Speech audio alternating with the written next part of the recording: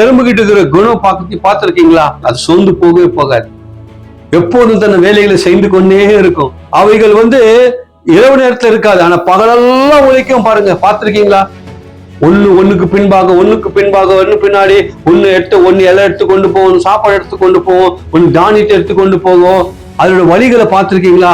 எல்லாம் ஒரே பாதத்துல போவோம், சேரக்கூடிய இடம் ஒரே ஒரு இடமா இருக்கும். அவைகளை வழிகளை பாரு.